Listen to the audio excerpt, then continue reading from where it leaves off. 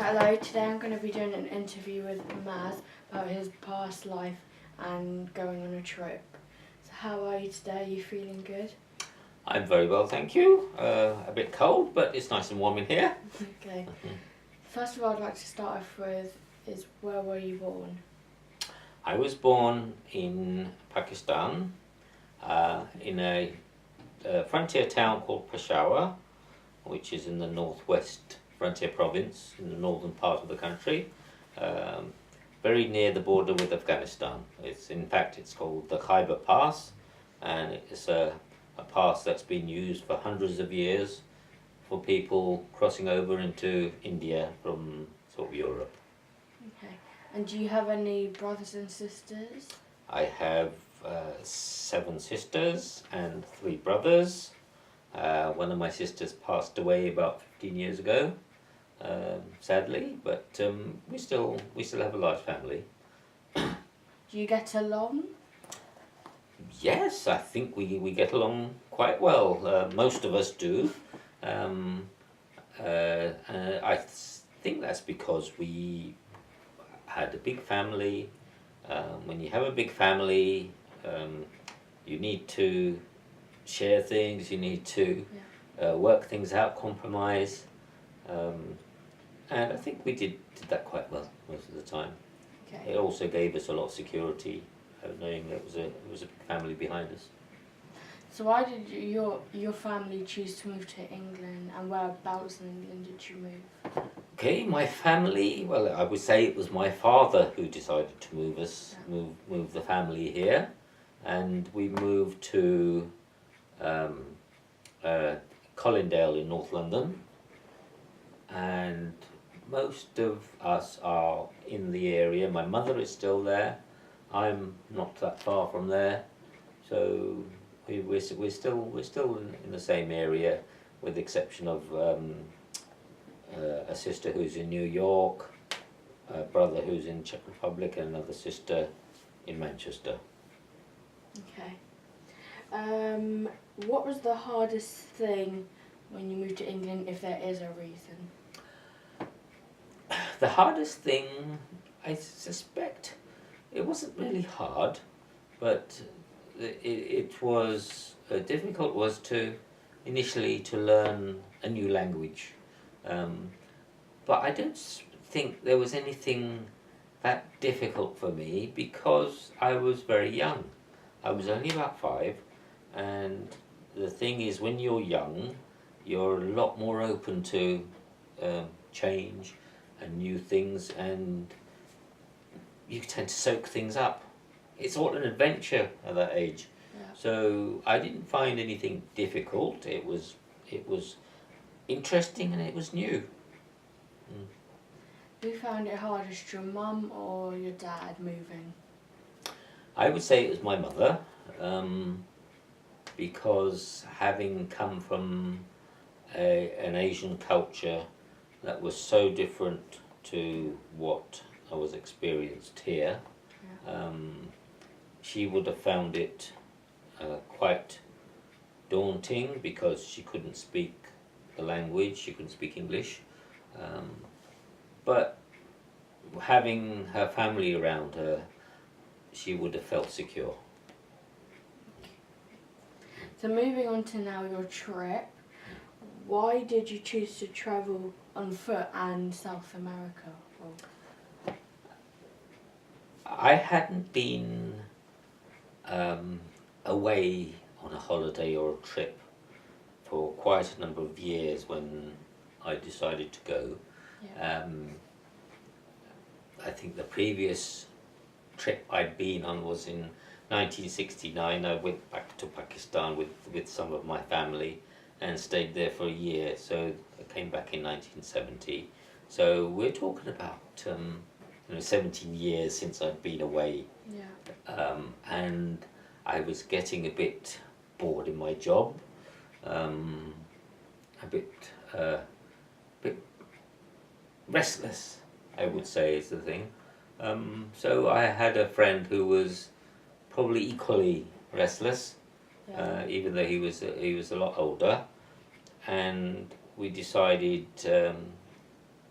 one day that it might be fun to go on a trek. We both enjoyed walking, so we thought, well, where would we like to? The Andes Mountains sounded very very interesting, and funnily enough, our original plan was to start off in the south of the continent, work north, and then go across the Amazon jungle as well.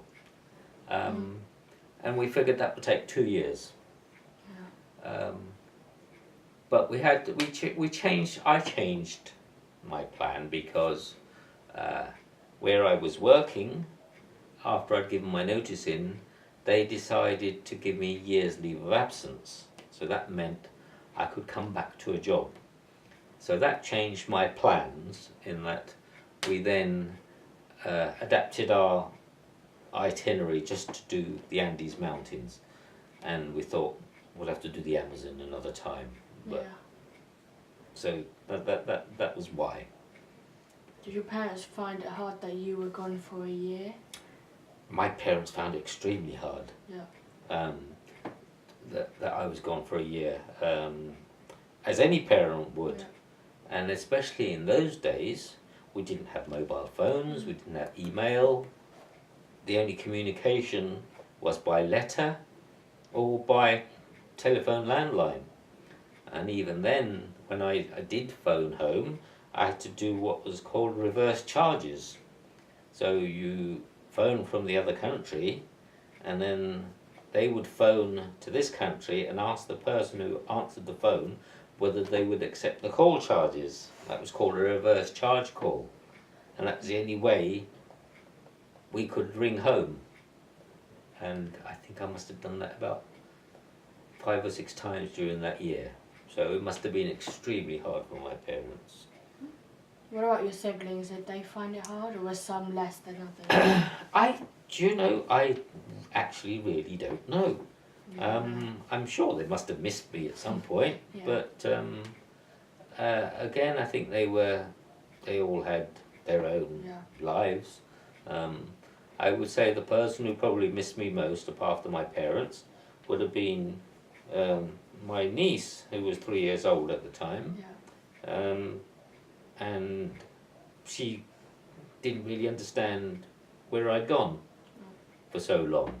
So I suspect because she used to live with us at the time, and she would have been at a loss as to where I'd gone. Okay. Okay, so what was your favourite memory of that trip? My favourite memory of that trip would have been, I think, if I look back on it, is waking up after having camped inside these old Inca ruins. And these aren't the big ruins that you find in places like Machu Picchu. It was one of the lesser ones along what's called the old Camino Real, which is the old royal road that the Inca kings used to use. And there wouldn't have been any tourists up there. In fact, I didn't think there was probably many people up there. But the stonework was amazing. So waking up inside this big square with stone blocks around you was quite awe-inspiring. To see that the Incas would have been living there and sleeping there like we were. So that's probably my most memorable thing.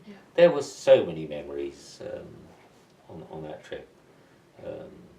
The sunrises, the sunsets, the people we met, the hard treks we had. But most it was all good.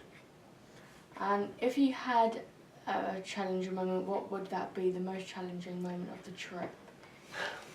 The most challenging moment of the trip, I think, was we were in Quito in Ecuador, and my friend had gone out with another couple of tourists that we'd met. So they'd gone out for a drink. I decided to stay in the hotel because I was very tired. So I was asleep, and then sometime during the night they all came back with a very drunken person who said he was a policeman, and he was brandishing a gun, demanding to see our passports. I was, having just been woken up rudely, I was not in the best of moods, and I felt like telling him to go away, but decided against that in case the gun was loaded and he decided to get nasty. So we just had to do as he asked, and then he did go away eventually. So that was probably the most challenging part of the trip. I wouldn't say it's uncomfortable, it's unusual. My birthday was spent trying to melt some water off some snow so I could boil some porridge as a treat. Porridge with chocolate sauce in it. Because we'd run out of water, we were quite high up in the mountains at about 3,500 meters. So water wasn't very readily available, so we had to wait until this bit of snow melted into our water bottles from the sun. It's strange. It's a strange birthday. It was a very strange birthday, but it's certainly one I'll remember for the rest of my life. Because I remember having to trek about 3 days before that in the most awful rain. When it rains in Ecuador, it really rains and it doesn't stop. And it rained for 2 solid days. So when we got out the rainy bit, it was such a relief, but we were absolutely soaked. We would go into our tents, our sleeping bags were wet, our clothes were wet. It was very uncomfortable. So my birthday, when it was a bit higher up, it was drier, and we had to wait for the snow to melt, but it was better than being wet. Yeah. So what was your favourite country that you visited and least favourite country that you visited? The most favourite country, I would say, was Chile. Okay. It was a remarkable mixture of South America and Europe. It was most like Europe out of all the countries we visited, and despite having a military dictatorship, it was actually the most secure. Yeah. We could go out at night in a big city and not have to worry about being robbed or anything, or any concerns like that. But also the natural beauty of it was amazing. From the Atacama Desert in the north to the Lake District to Patagonia in the south, with all this natural raw beauty of the mountains and glaciers. So it was amazing country. Yeah. And the least favourite was probably Colombia. That was the first country we tried to walk through. Yeah. And at the time they were having a lot of trouble with drug cartels, so it wasn't particularly a feeling of safety as we were travelling through there. So we just didn't stay there very long, and it was a relief to leave the country to somewhere more sedate like Ecuador. Were they friendly with tourists? They weren't that friendly. We always had this feeling of being watched, and we had to be aware of our surroundings, and who was around. They may well have been like that just because we were strangers. Yeah. So perhaps if we stayed a bit longer, might have found out a bit more, but we couldn't really take the chance. It was very early on in our trip, and we couldn't afford really to have any mishaps. Okay. What is one piece of advice you would tell someone that would like to travel South America? To travel South America, I would say, if you can, travel with a good friend. Yeah. 2 is usually a good number to travel with. You can watch out for each other. Yeah. And also go with an open mind, because you will find different people, different cultures. Accept them, and try and join in. Don't hold yourself back, and do it while you can. Okay. And last question, what would you tell your younger self when, if you could redo it or if you could take something over again when you previously did? Okay, my younger self, I would say, which you can't do now, Yeah. or couldn't do then, is take a digital camera. Yeah.